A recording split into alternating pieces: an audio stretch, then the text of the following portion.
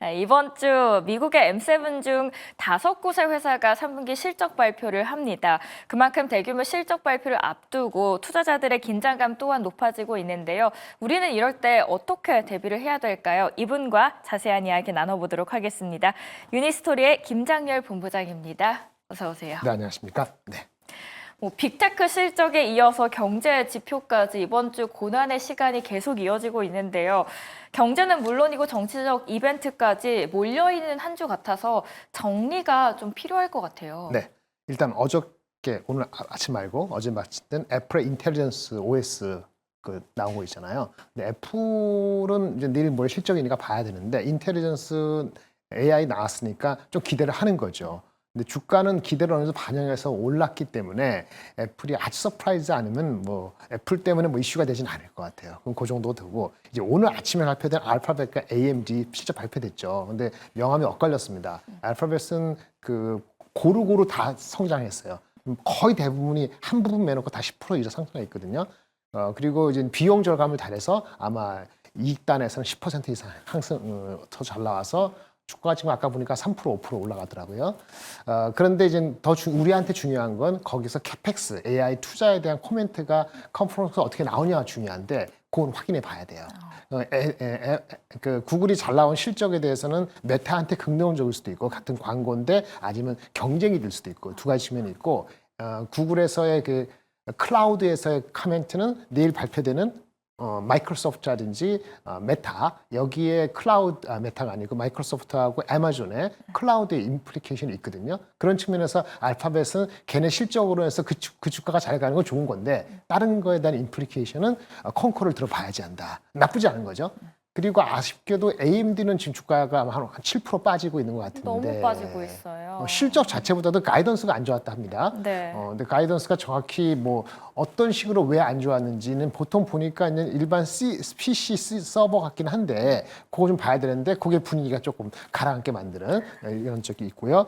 오늘은 넘어가고 그렇게 내일 아침은 삼성전자, 내일 저녁에 마이크로소프트 메타 말씀드렸죠. 근데 메타는 중요한 거는 메타는 뭐가 중요하죠? 얘네는 오픈 소스 이제 AI이기 때문에 좀 다른 개념이에요. 그래서 요즘에 관심이 많기 때문에 봐야 되고요. 그 다음에 목요일 날은 BOJ 통화 정책인데 정권이 좀 흔들린다 그래서 오히려 N저가 되고 있는데 N저로 가는 것인지 아니면 이제 N저의 한계인지 이걸 봐야 될 것 같고 마지막 목요일 날은 애플, 아마존, 인텔 실적 나오고 PC는 크게 중요하지 않습니다. 오늘 보니까 고용 데이터가 약간 내려가서 금리 인하는 2번 정도로 계속하는 거니까 주가에는 긍정적으로 이미 반영이 돼 있다고 봐지고요. 맨 마지막으로 11월 1일인데 신규 고용은 뭐 10만 초반이면 큰 임팩트는 없을 것 같습니다. 정말 많은 일정들 그 안에서 콕 집어서 정리를 해주셨습니다. 이렇게 글로벌 금융시장이 흔들리면서 국내 증시도 좀처럼 방향키를 잘 잡지 못하고 있는데요. 이번 주 국내 증시 전망도 함께 보도록 하겠습니다. 삼성전자 오늘 31일 날 3분기 확정 실적 발표합니다.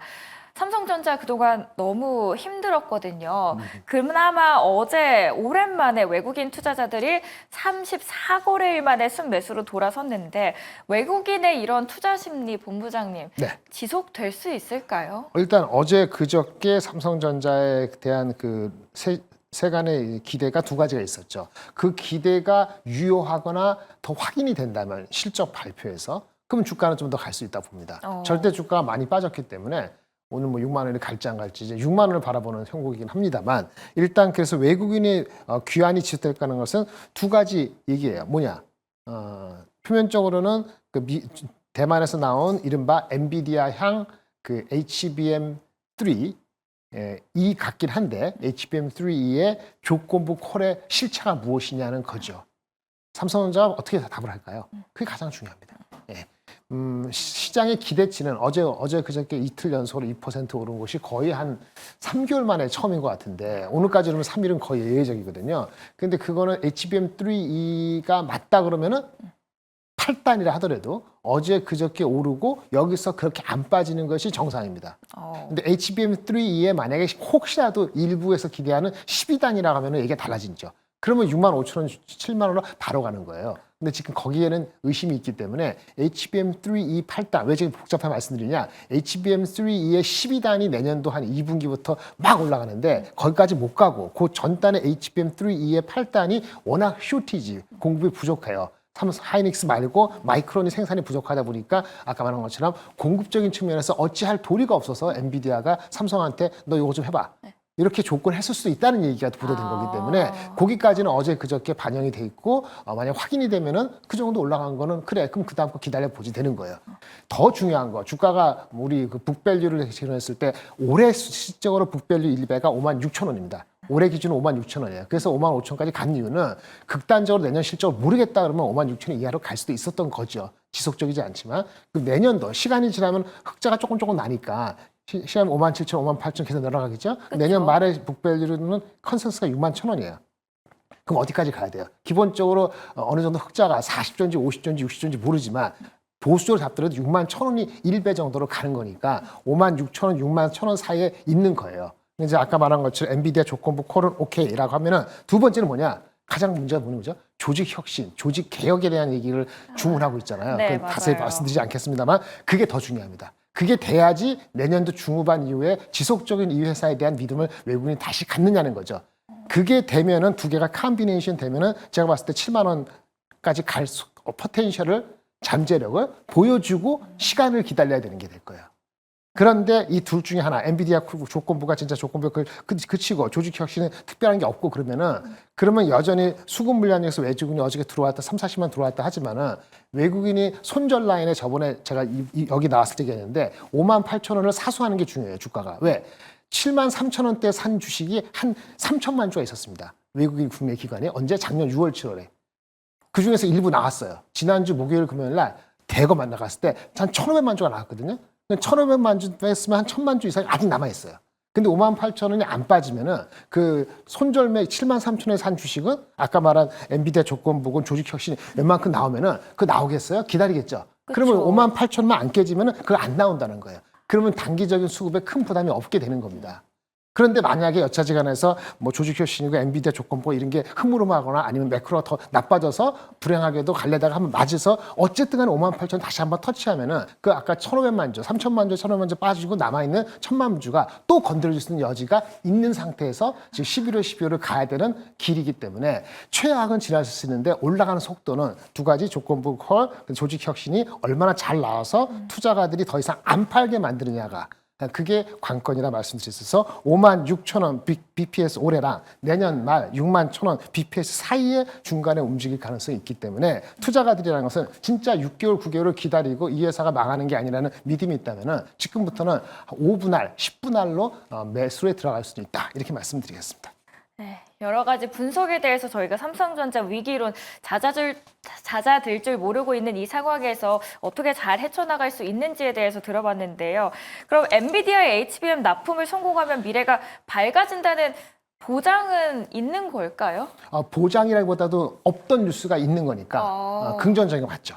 그 정도까지는 긍정적입니다. 돌파구는 조금은 될 수 있다. 그거는 그 다음에는 하이닉스의 마켓슈를 뺏는 문제냐 네. 아니면 뺏는 게 아니고 시장이 폭발적이기 때문에 우리가 이제 들어갔어요. 그래서 사실은 1, 2개월 전만 하더라도 못 들어갈 걸 생각해갖고 내년에 캐펙스 증가를 조금 낮췄거든요.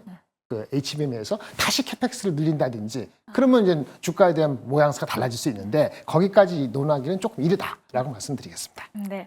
삼성전자 들어봤으면 우리 SK하이닉스도 들어봐야겠죠. SK하이닉스 실적은 잘 나왔습니다. 네, 제가 보기에는 이슈는 내년도 실적 같거든요.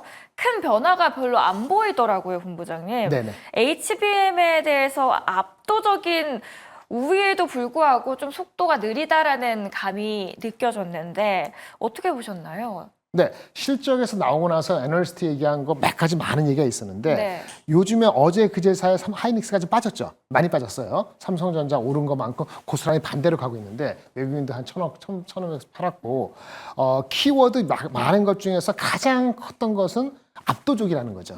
근데 압도적인 게 혹시 압도적이지 않을 수도 있어? 라는 우려가 삼성전자 조건부 콜이니까 내년도 하이닉스가 100을 갖게 되는데 삼성전자가 이게 조건부로 따지만 들어오기 시작하면은 마치 다른 주식 애매합니다만 한미반도체가 삼성전 하이닉스 독점하고 있었는데 하나 정밀, 하나 인더스트리얼이 들어온다는 그 잡음 때문에 결국은 한미반도체는 계속 빠지고 하나 정밀은 막 치솟되잖아요. 네. 이렇게 경쟁자가 없는 것 같았는데 들어온다는 그 자체로 원래 압도적이라는 거에 대한 프리미엄이 갑자기 시그러드는 이런 개념이거든요. 그럼 그게 어느 정도까지 적절할 것이냐 이런 얘기죠. 첫 번째, 삼성전자가 그래서 아까 HBM3 이 8단이냐 12단이냐 중요한 거 있잖아요. 12단이 콜이 됐다면 이거는 지금 주가가 계속 빠지는 게 맞을 수도 있어요. 왜냐면 경쟁이 제대로 붙는 거니까. 네. 근데 삼성전자가 12단이 아니고 8단 이게 너무 쇼트지기 때문에 그런 거고 12단은 별도 아직 시간이 기다린다 그러면은 어느 정도에서는 그것 때문에 매도하고 세수하고 그런 그 알파 값은 점차 줄겠죠. 그러면 하이닉스 실적이 내년 얼마냐? 지금 애널리스트들이 평균 35조 갖고 있고요. 반도체 가격에 따라 변동이 있으니까 보수로 잡으면 30조, 32조 정도는 잡을 수 있어요. 뭐 모건스탠이 20조는 잊어버리고 천지개벽하면 갈 수도 있어요. 그러면 30조, 32조면 그게 북밸류 EPS를 3만 원, 3만 2천 똑같거든요. 그거 얼마를 줄 것이냐는 거죠. 그럼 6배 주면 18만 원이고 7배 주면 21만 원이고 네. 8배 주면 24만 원 돼요. 자, 우리나라 대한민국에 속하기 때문에 8배 주는 게 만만치가 않을 겁니다. 8배 주면 24만 원 되면 정고점이고요. 6배 지금 근처로 가려고 바둥바둥 하고 있는데 다시 돌아가서 3만 2천 원, 32조, 30조라는 이익 자체 애널리스트 폰캐스트 한 것이 삼성전자는 안 들어오고 엔비디아에서 하이닉스가 다 가져간다고 가정한 게 32조일까요? 아니면 삼성전자가 어느 들어오는 걸 이미 애널리스트가 반영했을까요? 반영을 안 했을까? 했죠. 했는데 시장에서는 그렇게 반응을 안 하죠. 그거 잘 모르니까. 그래서 제가 봤을 때는 삼성전자가 결국은 들어오더라도 그 엔비디아에서 하이닉스가 다 차지하는 게 아니고 뭐 7대 3이나 6.5대 3.5나 어느 식으로 애널리스트가 다른데 그렇게 반영돼 있다고 봐요. 그런데 시장에서는 그 두려움이 앞서니까 빼지는 거예요. 그래서 32조, 30조라는 이 실적이 하이닉스 삼성전자가 들어온다는 것 때문에 그것 때문에 20조가 된다. 그게 모건스탠이 얘기해요. 모건스탠 비난만 하지 마시고 왜 그렇게 될 수 있나 생각해 보세요. 모건스탠이 얘기하는 것 중에 30몇 조가 아니고 20몇 조라는 거에 거의 70%, 60%는 삼성이 완전히 오버서플라이를 만드는 주역이 되는 거예요. 늦게 엔비디아를 들어와서. 그 시나리오가 되면은 하이닉스가 많이 빠져요. 그러면 그 친구 얘기는 13만 원까지 간다는 얘기고 진짜 그렇게 되면 하이닉스는 15만 원 정도까지 갈 수도 있어요.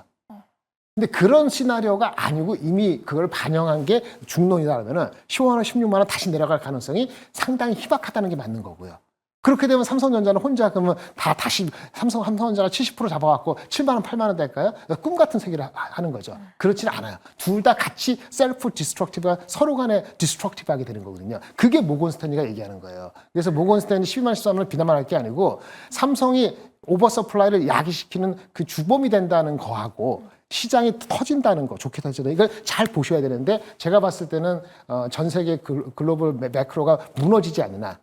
HBM이 아니고 우리 레거시 제품이 뭐 가격이 10%, 20%, 30% 빠지지 않느냐. 하이닉스는 이게 22조 이렇게 되는 건 안 믿기 때문에 적절한 가격 30조 정도 곱하기 6배 하면 18만 원 정도에서 버티는 것이 맞고 삼성도 HBM3 12단이 돼가지고 이렇게 서플라이를 갑자기 완전히 이렇게 만들 수 있는 그런 포텐셜이 있는 건 아니기 때문에 삼성도 요거만 가지고는 조직이 안 바뀌는 상태에서는 6만 원 초반, 북배로 1배, 잘하면 6만 원 2천 원 정도까지가 이번 랠리라든지 균형점이 되지 않을까. 그래서 18만 원, 6만 1천 원 정도 레벨이 저는 현재 레벨의 정보를 가지고는 베스트 게스다. 이렇게 말씀을 드리겠습니다.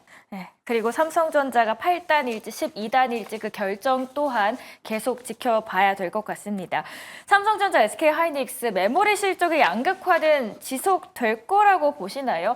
그리고 주주환원 정책 정도일까요? 이게 삼성전자가 그 정도를 할 여력이 있을지도 좀 걱정이 됩니다. 네, 주주환원 정책은 여력이 아니고 의지라고 보니까요. 그럼 지켜보시죠. 내일 모레 무슨 얘기 나오는지. 네. 아니면 이거는 별도로 11월 달 가가지고 보통 시장에서는 11월 중순경에 조직 변동 일찍 한다잖아요. 그때 별도로 할지는 모르겠습니다만은 좀 그것은 의지에 달려 있다고 보여지고요. 삼성하고 하이닉스 아까 말한 거 다 말씀드렸죠. 18만 원, 6만 1천 원, 이 정도가 균형점이다.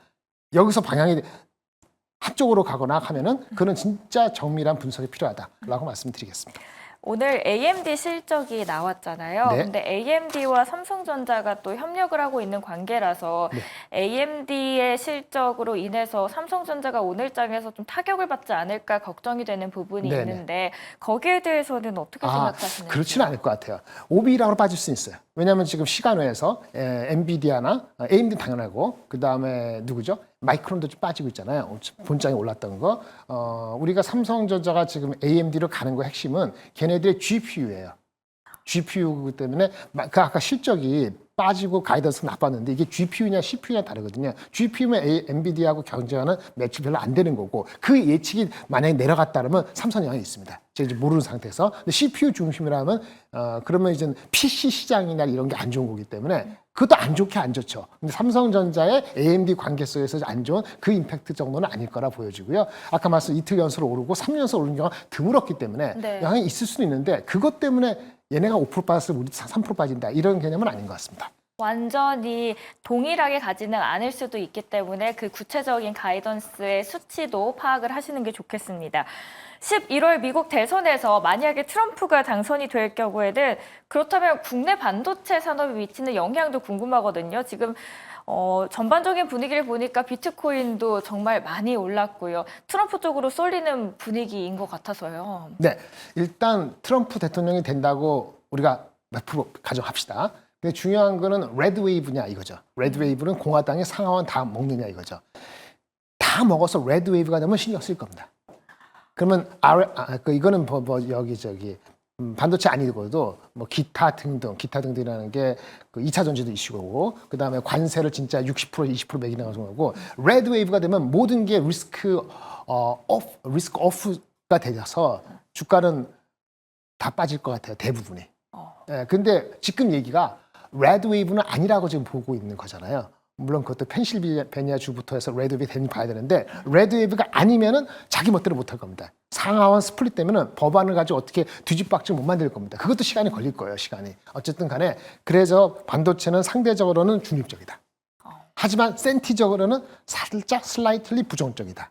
근데 실제 임팩트는 별거 없을 것이고 미국이 중국을 견제하는 것이 더 큰 목적이기 때문에 그러니까 이게 같이 영향을 받는데 우리가 덜 영향을 받거나 아니면 실질적으로 시간 지나고 보니까 우리한테 도움이 된 거죠. 중국이 견제를 받아서 우리가 격차를 벌리는 거고 그러니까 TSMC한테 보조금 어쩌면 삼성도 그쪽 안 하면 되는 거거든요. 하이닉스가 보조금 이슈 때문에 미국이 관련되는 거 관계없어요. 하이닉스는 관계없고 삼성이 TSMC 때문에 수혜를 보느냐 이건 아닌데 더 나쁘냐는 것도 아니고 전체적으로 봤을 때는 센티적인 문제라 보기 때문에 큰 지속적인 임팩트는 없을 것이라 보고 더 이슈가 되는 건 혹시라도 진짜 미국이 AI의 진심이어갖고 중국뿐만 아니고 중동으로 가는 AI 칩, GPU도 철저하게 하게 되면은 그러면 그 영향은 나중에 있을 수 있어요. 그러면 삼성이건 하이닉스건 GPU하고 짝꿍인 HBM 수요가 100에서 내년에 200이 돼야 되는데 혹시 192가 되면은 그 나중에 센티먼트가 될 수 있죠. 그래서 전체적으로 슬라이트 네거티지만 그 어떤 큰 임팩트가 있을 거라고 보는 건 조금 시기상조다라고 말씀드리겠습니다. 트럼프뿐만 아니라 그러면은 해리스의 경우도 동일한 시각이실까요? 해리스가 되면은 중립적 슬라이틀리 업인데 결론적으로는 중립이에요. 그 사람이 그렇다 해서 그분이 뭐 우리를 위해서 더 특별히 해줄 건 없다고 보거든요. 하지만 트럼프보다는 센티먼트 정도는 조금 낫다라고 말씀드리겠습니다. 네, 일주일 앞둔 미국 대선 그 상황에서 반도체 쪽으로는 어떤 영향을 미칠지까지 저희가 답변 들어봤습니다. 오늘 함께해 주신 김장렬 본부장님 이만 인사드리도록 하겠습니다. 오늘도 너무 잘 들었습니다. 네, 감사합니다.